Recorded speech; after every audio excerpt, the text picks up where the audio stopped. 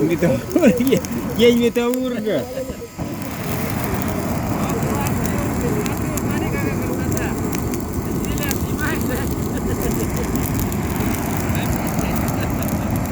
Если у вас нет возможности раздуть костер, то вы можете воспользоваться вот таким пылесосом.